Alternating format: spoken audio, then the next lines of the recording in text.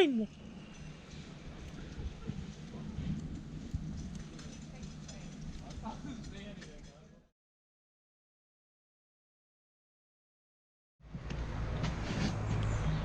Most of the work is in glass fibre here to make good.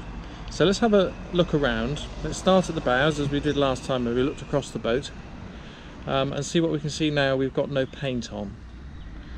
And there aren't so many issues actually. There's some jobs to do and there's a bit more investigation and things, but let's have a look. Right. There are various parts of the boat that have got this. This is a car body filler, the type that you mix up in two parts. It's kind of an epoxy based resin filler, and there are quite a few little bits of that. I don't know what damage is underneath this, or whether it was just used for filling little bits of holes. It's not been finished at all well.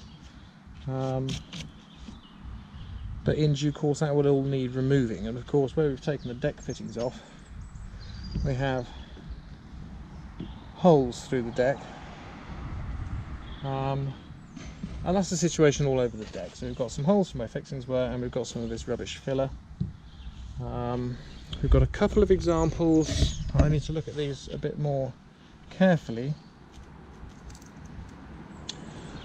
where I was using the heat gun. Some parts of the boat, 3 parts of the boat, just in small areas like this, became quite squashy, as if there's been some delamination there, and that the hot air had made the air within the laminates, if it's just split apart slightly inside, made that air expand and made them quite squashy. They've gone back to hard again now, but you can see certainly there some evidence of something. I'll carry on walking around the deck, but I think that is largely it. The cockpit still exists, and it is likely that during the course of the making good, quite a lot of the cockpit will cease to exist. I shall talk about what's going on with that in the next film, but we will see it disappearing out of existence, I should imagine, as we work on to make things good, because all I want to do is tackle the glass fibre, all the glass fibre issues in one big celebration of glass fibre in the next couple of weeks, and then we would be done with it, and then we can start building up then. Right, I continue around the deck in case I forget anything. This seems to be the case that I do often forget things. And yeah, no, that really is it. So what I really want to do is start on the hull. So we're in the cold weather, and one shouldn't be using epoxy resins below 5 degrees Celsius. It's like 12 degrees Celsius today, but it's really rather damp in the air.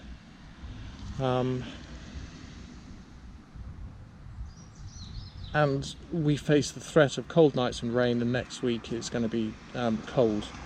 Apparently, it says in the forecast.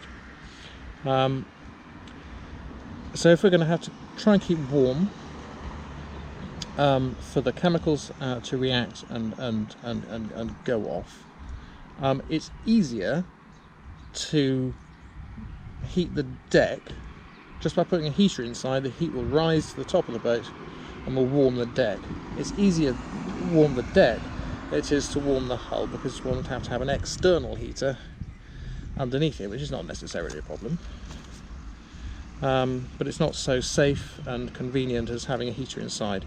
So I want to tackle the hull first. And we've looked at most of everything on there.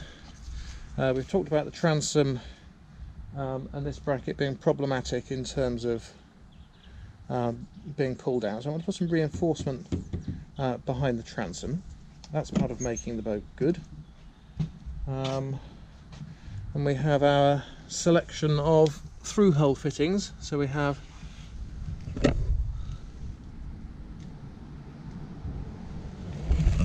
those 2 through hulls, which are the cockpit drains. We have another here, there, which is for the sink, and we've seen in the first few films that there's a hole next to the keels for the toilet.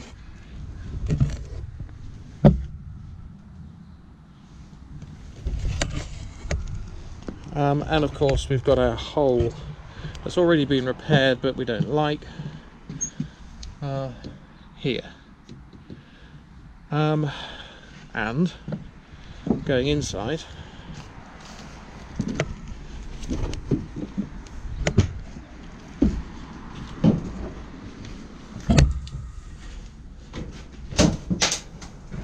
we have to gain access to the through-hole fittings.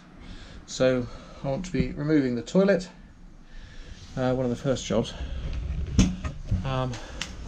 and taking the sink out to attend to the whole through-hole fitting there. And as I look around, that's virtually everything. The rub rail, I've become quite familiar now with the rub rail as I've worked around the boat, and I have to say I'm not a great admirer of it. We've seen how it's a bit broken. It's just not that great. It doesn't work very well when you're using the boat because it's hard. So if you do nudge into the side of a lock or another boat, it sends a great shock through the boat. It doesn't work very well. It could be being softer. And the back corner of it is shoddy, as we have seen. So I'm not meaning to preserve that. So I always declare the first job and then do something else completely. But the first job is to get covered over. So I've got the cover completely off today, and I want to use the rub rail and some bits of metal or bamboo or something to make a bit of a tent over the boat, put some insulation on the boat. This is all to stop it from becoming wet inside whilst we've got new work going on, and also so we can use some heaters without risk of an electrical safety issue due to the ingress of water to the electrics. Okay. New phase. I'm itching already. Progress. Excellent. Nearly somewhere interesting. Right. What I found in my mind was this tent frame that I've had for years and years, and the tent is not waterproof and the covering is ruined basically. It's just too old. So I've made some holes in the rub rail. The degree to which this rub rail is rotten is extreme actually, and it's going to have to come off. I tried to drill some holes in it and it just went into pieces, but I think it's sufficient to hold these. We've got the legs jammed in the rub rail at the back. I've popped this thimble, or whatever you call it, back in again, the same on the other side, to hold that sideways. Might be alright. Take the windows back in, just stop the dust and the noise coming out, and I've got this, which I got out of a skip a long time ago, multi-foil insulation, which I may use some of it inside actually, but for the moment I'm going to use it on the roof. Now what we need on top of this is I've got a roll of polythene, so I'm going to try the polythene over, which could not withstand the wind, but should be waterproof. Then we can put our reinforced covering over the top of it, and that should protect everything from the wind. But you know, we may have to come out on stormy nights and just pop this frame down to stop it blowing away, basically. But yeah, I get some polythene, and then we're almost in another whole phase of this job completely by going inside. Exciting. Excellent. Right, sometime later I mean, we won't see this again tomorrow because it'll be covered over. So this is thin polythene. I think this is out of the skip as well. It's the kind of thing that you use on site as a vapour membrane. Got a few layers of it over the top, over the frame. I've dried off the bottom of this plastic sheet, which doesn't look very good.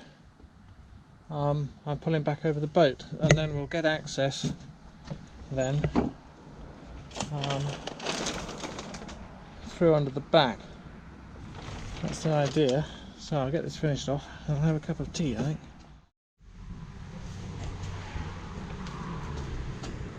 I mean, it's kind of... oh... I mean, it was snowing. It was snowing. All sleety now. Well, we're all wrapped up warm.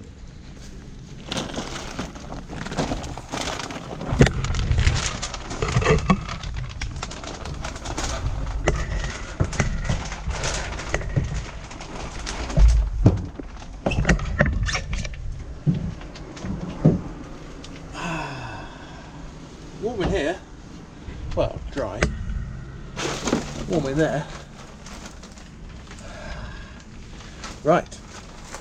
Well, let's have a look at the cockpit whilst we're doing it. The other day I cut out this part of the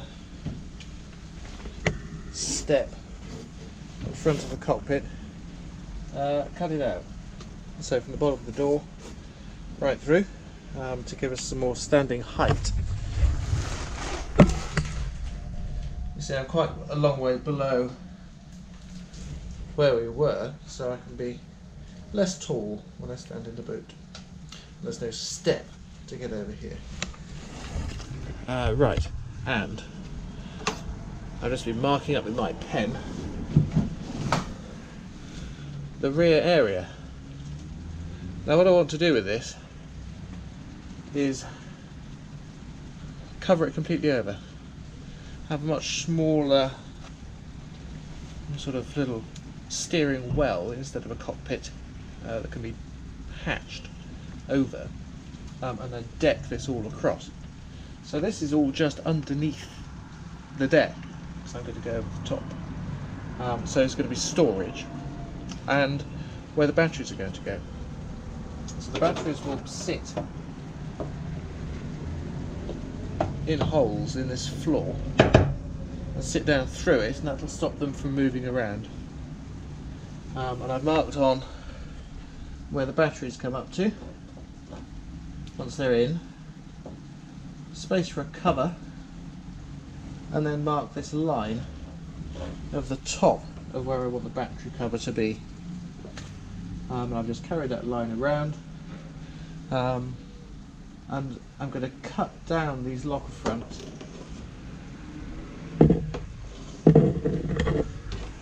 just so I could be able to get in the locker spaces right now to be able to clean them and do some repairs. And in the back, so that from here we can be stowing things through into the back area, because there's a lot of space at the back of the boat. Not for heavy things, because it's right at the back of the boat and make it go up.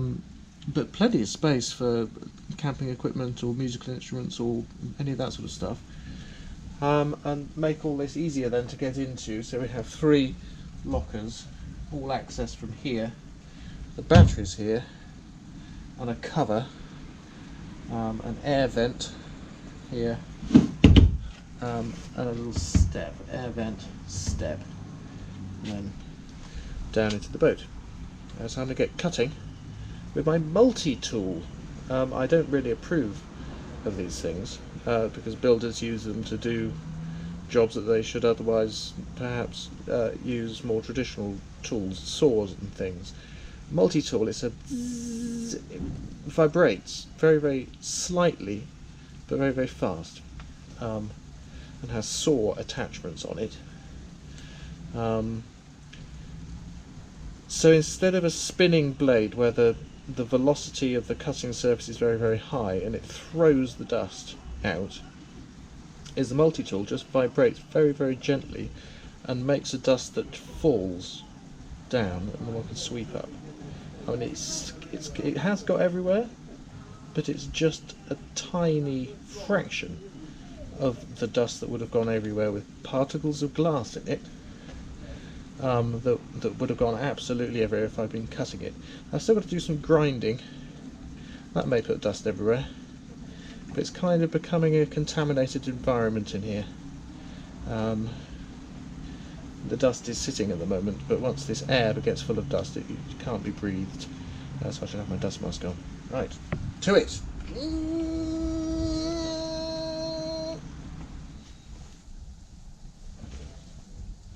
Right. Well, before, this is a multi-tool.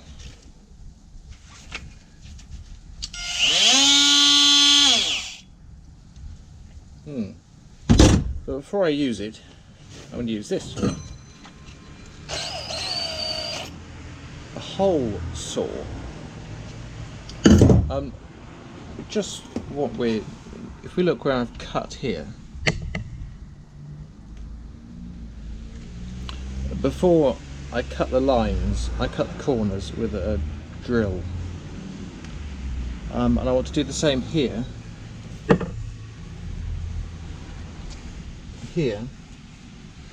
to a certain extent, so that sharp corners make stress points. So here there's quite a lot of activity from the transom being transferred down to the boat. So to cut this a corner would make a stress concentration here. So I'm going to cut it round, not quite as round as I've marked actually, but cut it round and then cut the straight so that we don't get a concentration of stress in the corner. Right, good. There you are. So I'm just moving the dust off the job, getting it to go downwards so we're not dusting like this, moving the dust down to the tile that we've got. But you can see, there you are. So we now have an open space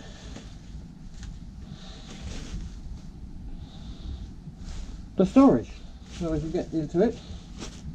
Brilliant, excellent, excellent, excellent, excellent, brilliant, good.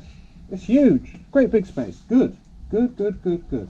Right, I get cleared up. So if you just look at the way I'm taking this bit of wood out, I think it's quite useful actually. It's taken me a little while to work out how it's done. I've undone the bolts on the other side of this, but still, and in other areas I found this, even though there's let's get the terminology right, a nut, the thing which goes on,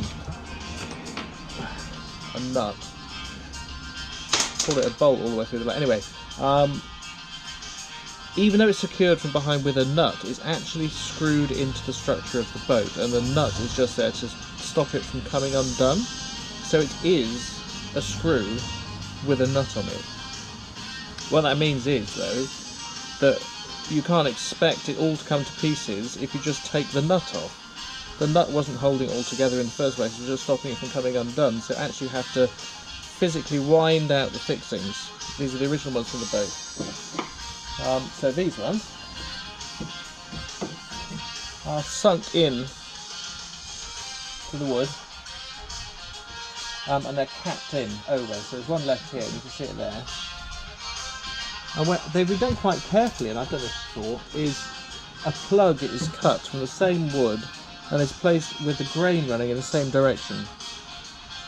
These plugs have to be taken out, and just before to do so, and this is the point, is that the grain in this case is running up and down, right? So to remove the plug, it will split if you attack it with a screwdriver along the grain. If you start trying to hammer it across the grain, it just makes a horrible mess.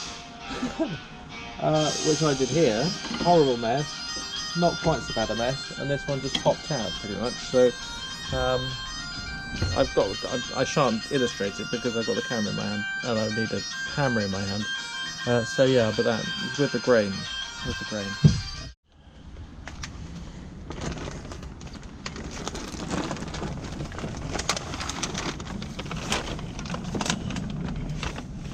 Right. Moving swiftly on.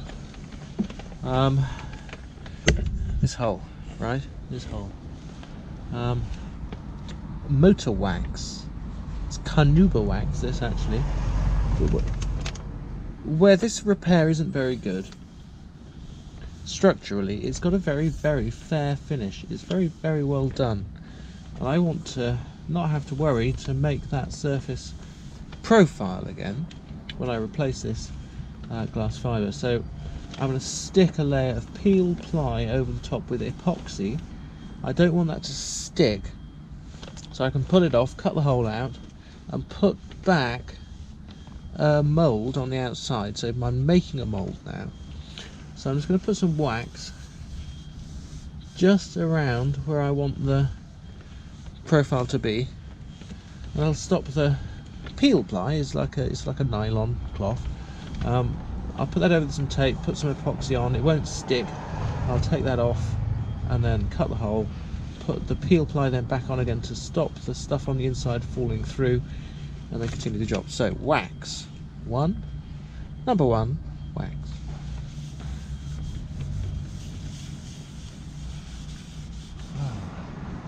Okay, so here's the peel ply.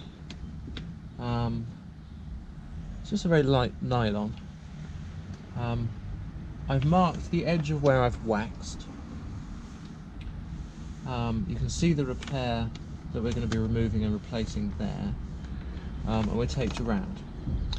So what we're going to do now, and you might think, if you know anything about epoxy, that there's snow on the ground. Why am I epoxying when it's basically about 2 degrees? Epoxy doesn't work. It won't chemically react below 5 degrees. So I've got there's a halogen spot lamp on the inside of the boat, and this is warm. Okay.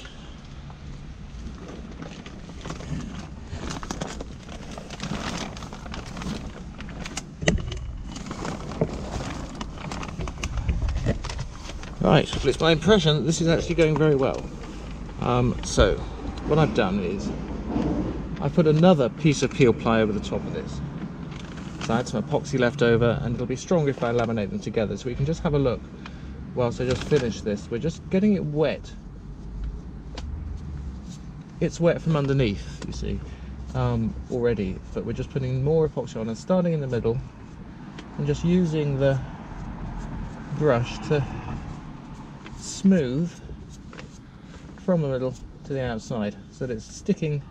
There's no air bubbles, and we're forcing the air bubbles all the time to the outside. Just putting it on so it's wet through, and just to the edge of where we've put the wax on. You can see underneath the line still. And there we are, just soak the cloth through until it's all see-through, or it takes this translucent appearance. And we shall leave it to go hard, and then these sheets will just fall off, should do, because it's waxed underneath, but they will maintain the shape of the hull, is the point. So we can then take these off, cut this all out, and put this peel ply back on again with tape, and that will keep the surface as we repair it from the inside. There you are.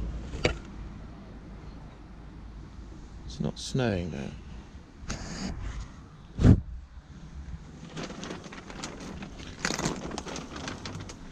Okay.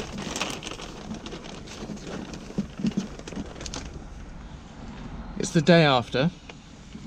I've marked which way up this panel is, and I've marked through the position of the mark that I made on the boat, so I know where to put this back. Hopefully, it's a moment of truth this really, hopefully a couple of layers of peel ply with epoxy stopped from sticking to the boat with motor car wax will just peel and come away, and it will have sufficient strength and stiffness to be able to retain the new materials as we do the repair.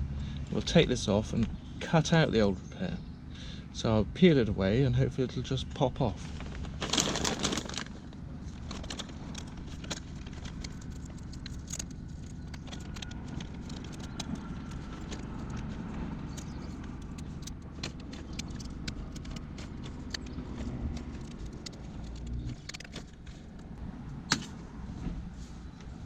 Alright, there we are.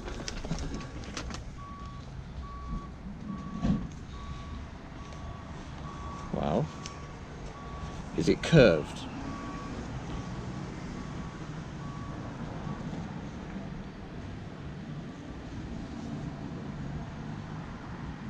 I think it is. I think it's all right.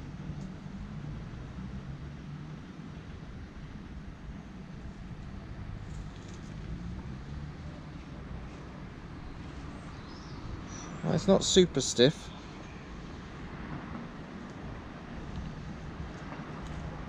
But it definitely has a natural curve to it, so I'm going to try that. I'm going to go with that. I'm going to try it.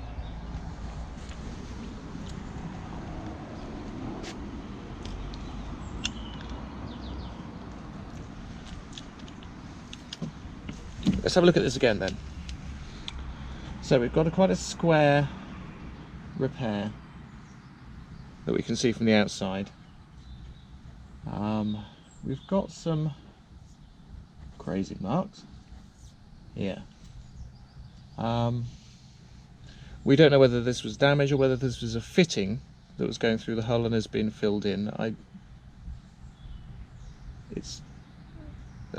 We all know I don't like it. Right, so the edges should be curved.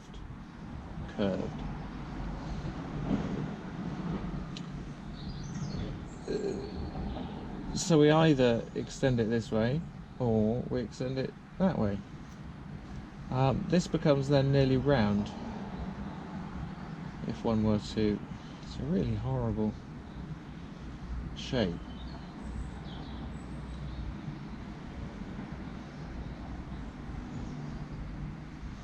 So I could do that with it, or one could take these out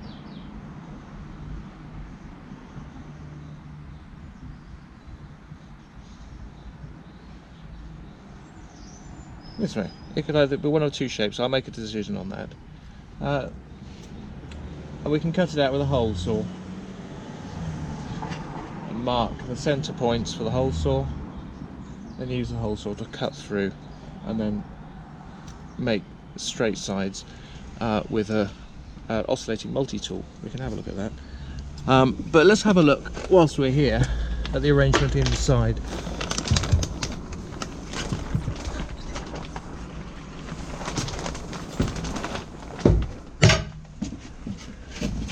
The way I have this set up,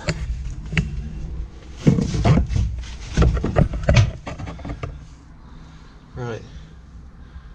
So that's about 130 watts, I think. The bulb in that is a halogen spot lamp, and that has kept all the way through the hull, has been warm all night, and it's warm to the touch outside, which is very important for the epoxy to go off. But let's have a look at the repair before we cut holes through it, so you can see what the way it has been done, so we can contrast that with the way I'm going to do it.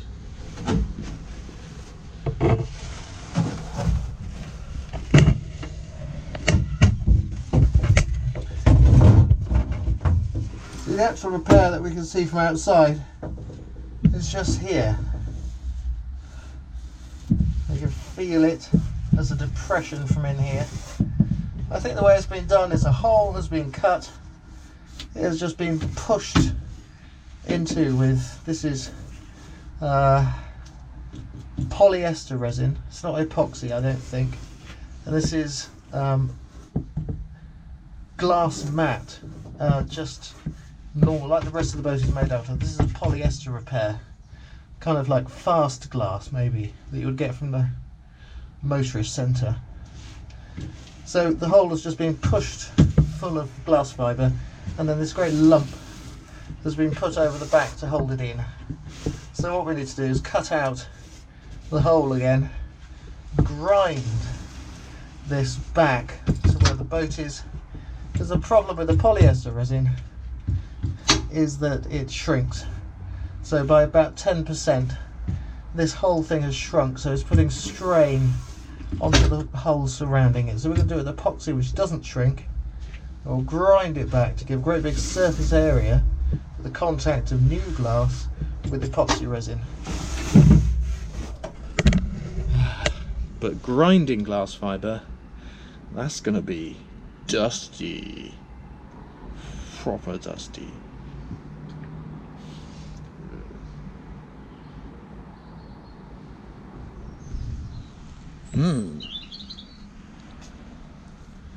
Well, I've been in careful mode, and I have cut this hole. I'm pretty pleased with that. That circular, show you the cutouts.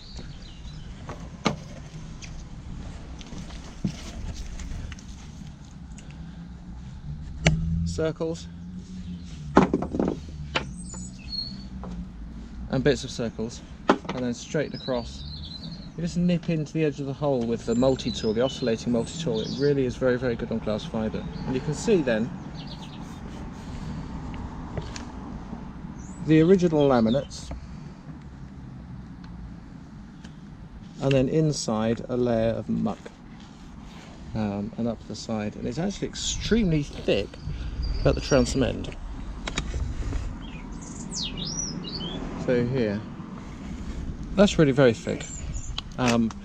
Just the point about that is that for the thickness, so inside, for the thickness, we need to go 12 times the thickness as a bevel,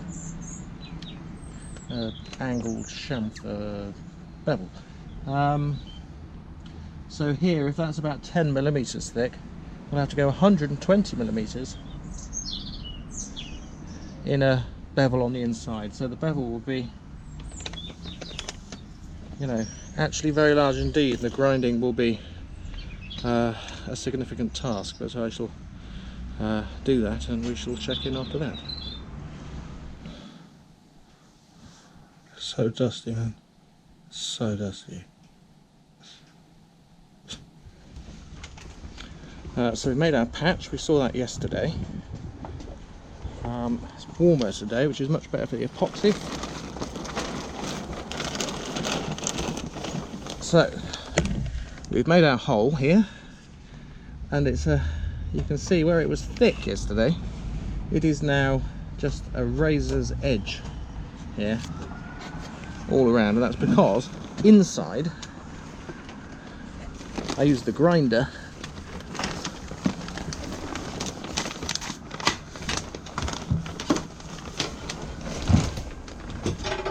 on the inside.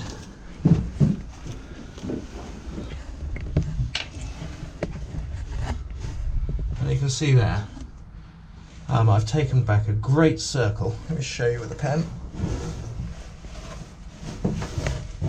A great circle all around, and this is tapered down smoothly to the edge where there's nothing, from the full thickness through all the laminates to nothing. So what we'll do is we'll make a pattern in plastic, cut out some glass fibre and put a whole patch of this entire size, and then put some smaller patches in the middle to make up the depth of the full laminate. So this is the first new work. I'm going to get on with it. Very good.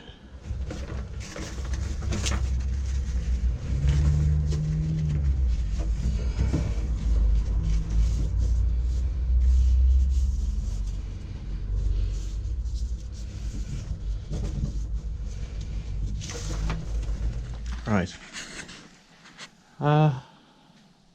Oh my god, there are so many layers. I can't believe it. So I've got my template, and I've marked it to cut out shapes of this glass cloth, fiberglass. But the fiberglass I've got is the one that West System recommend. It only does 0.5 millimeter. The thickness of the boat I cut through yesterday is about 12 millimeters, at least. So I need 24 pieces of cloth to put into it. So this is a much bigger cutting job than I imagined, and will take some time. I should maybe have cut these out before I primed the job. Yes. So I need to cut those out. That's going to take a while. But there you are. There you are. Well, I've got my 24 layers of glass fibre reinforcement, and I'm ready to apply them. The first coat of epoxy has gone to tack stage. So what I first need to do is apply a layer of an epoxy thickened. That will be the outside layer of the boat, so that goes into the bottom of the work from inside. And then the very large sheet of glass fibre reinforcement is the first one to be applied, so it can have maximum surface contact with the boat and bond completely to it. And then in sequence, from the largest to the smallest, applying each of the 24 layers, refilling resin all the time until it is complete, and then cover over with a piece of peel ply to protect the work, and collect on top of itself what is called the aiming blush, which is a byproduct of the epoxy curing process, which would otherwise need to be removed with sandpaper. Well, it's not very sunny, but crocuses are out. Yellow ones underneath. Narcissi probably, I think, and snowdrops over here. Maybe, or bluebells, I'm not sure. Anyway, springtime. So we're some weeks later. I'm just about to do another hole, so I want to check this one to make sure it went all right before I do the next one, so there's anything to learn from it. So wait, see, I've not looked at it.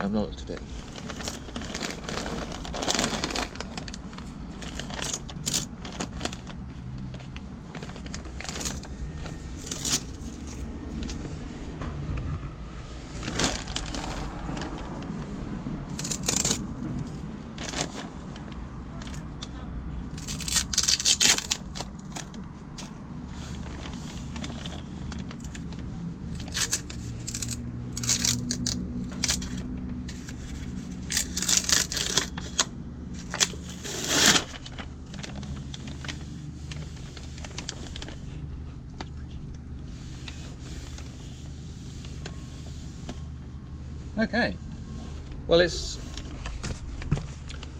virtually flat. You can see quite closely. It's got a bit of a ripple to it. It's just a little bit where the peel ply, where I painted it, just became a little bit ripply. But that is it's the same shape as the boat. That's going to be really easy to sand. And putting the white layer first. This is thickened epoxy with micro balloons. It's quite easy to sand. That's really good. I'll have a look inside.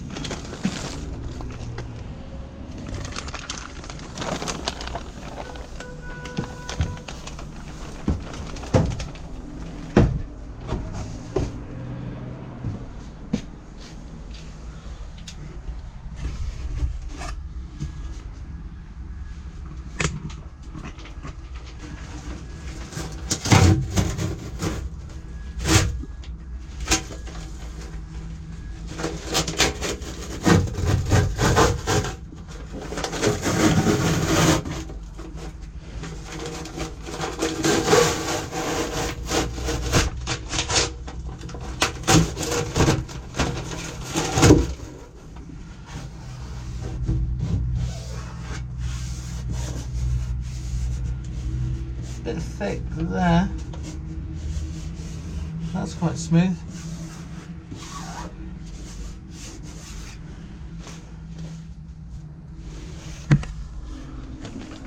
That's very good. Yay. Right. What we had was a loo here. So I unbolted the loo. And the loo was sitting on a little plinth. And the plinth is a, you can see on the edge, it's a glass fibre piece, and then it's been laid over the top very, very thickly indeed to the hull with fiberglass on top of it. So in cutting it out and then grinding down to the surface of the hull, you can see there's quite a deep step all the way around the edge of where I've been grinding. So I cut that away, cleaned it up. This is the top of the keel. You can see the steel pieces.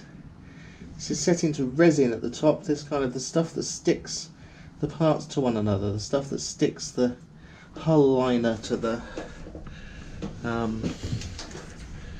hull and to the structural grid. Now that ought to be cut away, and that's ready to epoxy now. So that's the next job. All these holes will be repaired in the same way.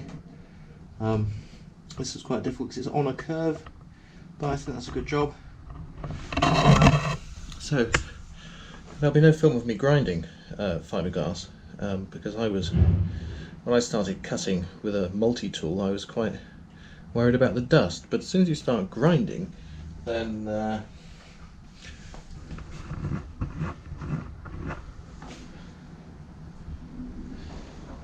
everything becomes very dusty indeed. Indeed. Great snow clouds and drifts of dust. But now you're done with the grinding. Here on the other side is this fitting. This is the through hole fitting I'm going to remove. It'll just unscrew and I'll repair it in the same way as the hole on the transom, on the aft quarter. And the same as this one here. This is the West System Epoxy approved method, which is a Lloyd's of London approved method.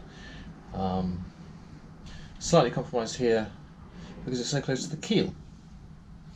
So it should be a 1 in 12 bevel, and you can see the size of that either side of the hole we've got there. But one just can't. One hasn't got the room. You'd have to cut out the structural grid and totally devastate the top of the keels to get any further away from the hole than I've got. So I've got a bit further either side. It should be good. It should be good. Yes, and I wouldn't pretend to make a better job of telling anyone how to apply West System Epoxy than to watch the videos that they have produced.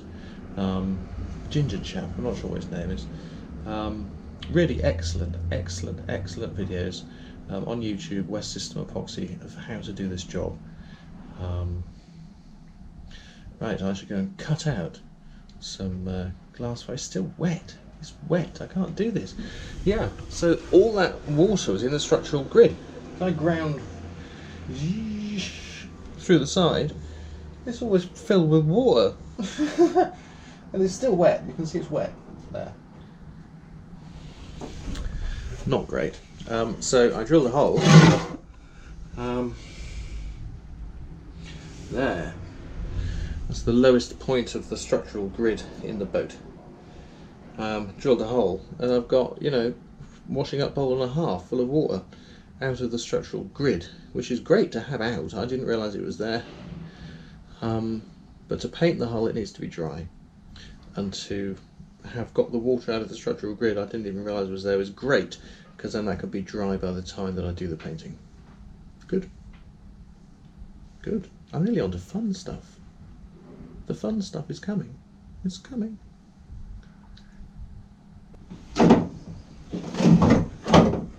Oh, here we are.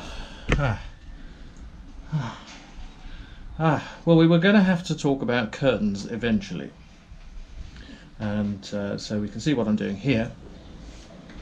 The windows have been out for a while. It's about 6 millimeters. It's not. It's really thin. Really, really thin. So what we've got in the middle of the windows is a strengthening member. I think just there to account for the fact that the holes are there. the mould would originally, the deck would have been originally in one part, and these holes were cut out afterwards. And this is just surface applied strengthening. I think it's probably a piece of wood. I've just been around it with the, can't see where it's gone, the multi-tool, around cutting, just to break the seal between the glass fibre on the thing, on the wood, and then where it attaches to the inside of the deck. And it's pretty much there. So we're going to have a flat area to work on. I can grind back and then apply glass fibre. We're having no curtains. There are no windows. I don't know how you feel about that. I have misgivings about it, I think, but curtains are a fag. We can have some really useful rails on here to steady ourselves as we come through the boat in a storm.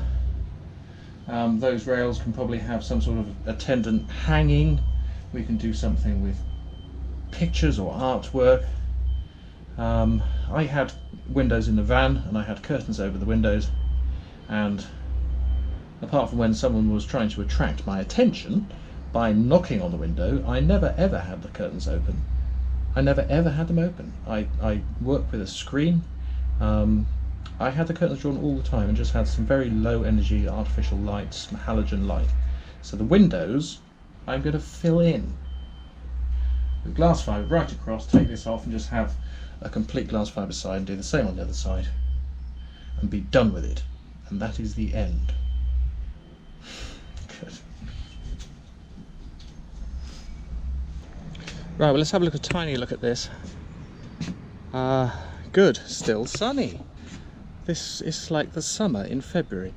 Right, let's have a look at this where we saw before. So this is the stanchion point.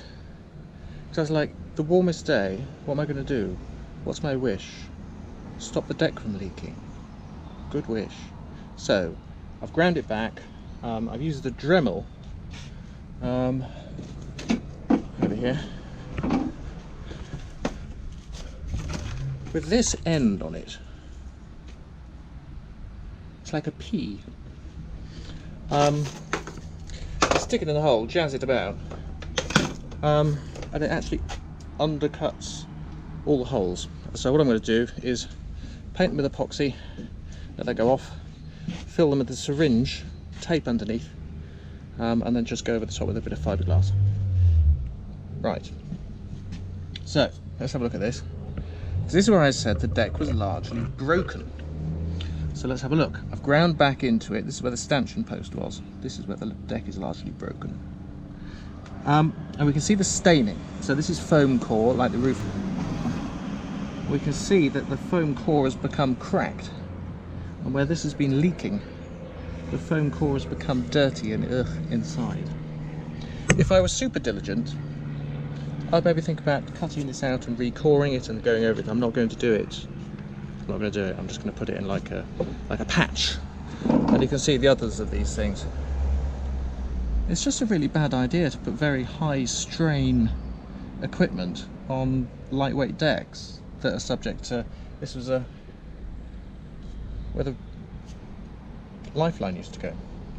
You can see this is cracked and stained as well. But there you are. So I shall epoxy it. No windows. Great. What I'm just doing, just to finish this, I've ground them, I've put the epoxy on the top, and you can see the colour change. And, you know, we can see a bit more of this damage now. So I'm just using a cotton bud, weighing a cotton bud. So where these have been undercut, and you can maybe see the shape of that now, is actually just to work a bit of epoxy to wet underneath the rim. So when we inject, it's already epoxied and we don't have to worry about it soaking into the foam. So this will seal the foam. Dark now. So that's been wetted out. I'm keeping this end warm. The others are warm from a radiator inside the boat. Icing. Epoxy thickened with colloidal silica. And we're just trying, I don't know whether it'll work, I've not tried it.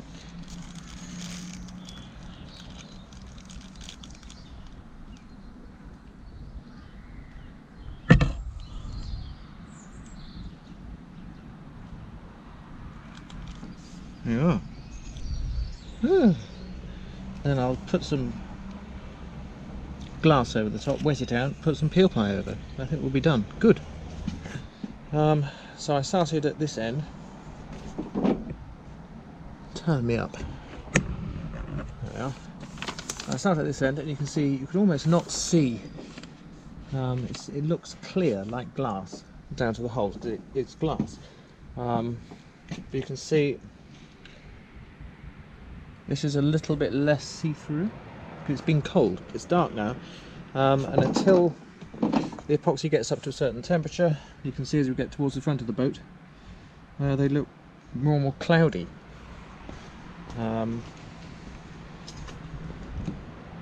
Kind of cloudy. So, I mean, it's done. It's all stippled in. It's got the peel ply on it. I'll just move the heat lamp, where it's a light, but move the lamp down every sort of 20 minutes until each of the patches has received warmth enough so it can wet out and go off. Because the cloudy stuff is just because it's cold, and as soon as it warms up, it will react. I think it'll be okay. Oh, my wish came true. It's the 1st of March, and I'm going to say I'm on target, because it is that I'm going outside today, and I'm very relieved to be doing so, to complete the surgery, by and large. Certainly to complete the grinding with an angle grinder. I've got a boatyard in here now. It says it's inside the house. It used to be my bedroom.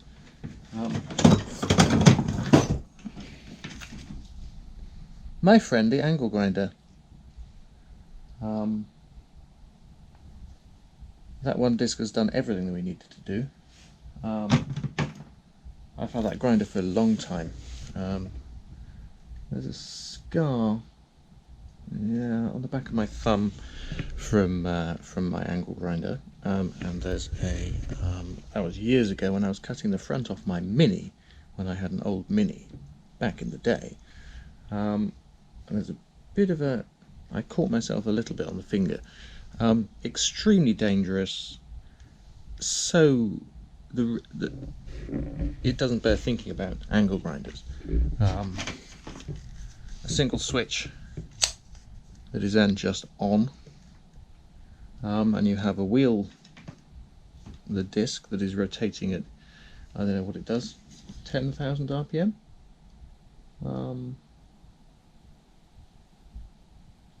No, 1,000 RPM. There you are. 1,000 RPM, spinning around, and it's just on. If you drop that tool,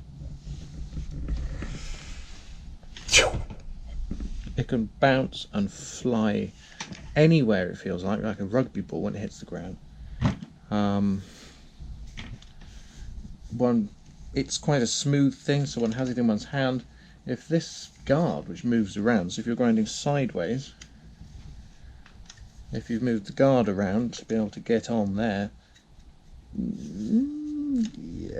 you're really close to this wheel. It's a very dangerous tool, very powerful, but using it on the boat, having to be incredibly, like stroking the cheek of a baby with a feather, so subtle with it, to be able to create smooth contours that are flat, for glass fibre to stick to the old part of the boat.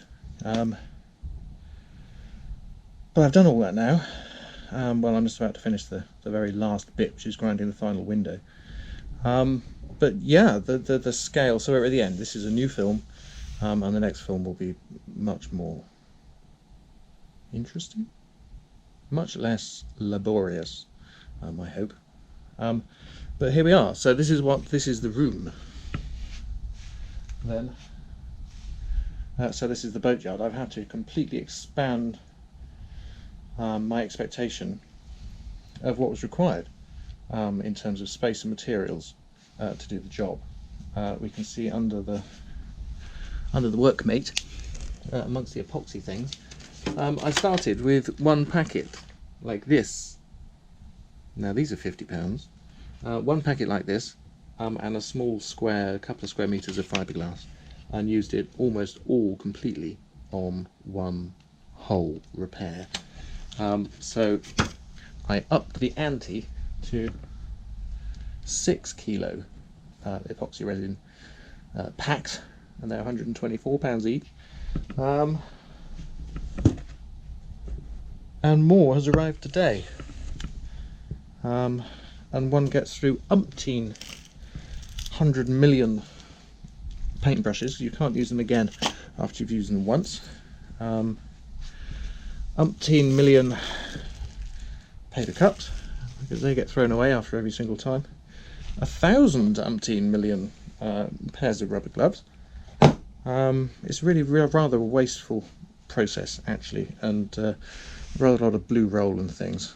And the fiberglass, I've just got a whole roll, and I will need another whole roll, and they're 10 meters each. I think they're about £50 a roll. So it's a much bigger job than I'd anticipated in terms of the use of materials. And using the epoxy resin, because it goes hard after a certain amount of time if you keep it warm, and if you don't keep it warm it just goes to gloopy like honey, and you can't use it at that temperature, and it doesn't react. But because the clock is ticking, and because you need to be conscious of the temperature, it's quite a high pressure operation, because you're against the clock. You cannot just take a break. You can't leave it till tomorrow. Once you paint on some epoxy to do a repair, you have to see that repair through, and some of the repairs have seen me finishing at 2 in the morning from having started at lunchtime. Very considerable, and the thicknesses of the solid fiberglass that the boat is made out of require that the repairs are very thick, whereas in modern boats you'd be more often to see foam core and thinner sections of fiberglass, I think. But this is, 3/4 inch fiberglass. So I've been using up to 24 laminations of fiberglass. That's quite a serious operation. If each one of those needs to be applied, wetted out with a brush, stippled right across, and then another one put on, more epoxy made up, and it's a very considerable process indeed. But there you are. There's lots more epoxy work to come, but for the new work, so surgery, the number of hours, I haven't added up yet, but the number of hours, and probably a cost for that. It's become quite. I'm absolutely confident. I'm absolutely confident that Arwen will be a singularly suitable boat for my purposes, such as one couldn't buy from anywhere. So I don't mind so much the fact that I will clearly, in doing the work to Arwen and fitting her out, will be spending, many times the amount of money it would cost me to get a bigger boat that was on the water and all ready to go. But there you are. No, she will. It's fine, but one has to, we're building a new boat, basically using an old boat, but building a new boat, so it's going to cost some thousands of pounds, I should think, all told. But I will add it up. There you are, surgery. Done.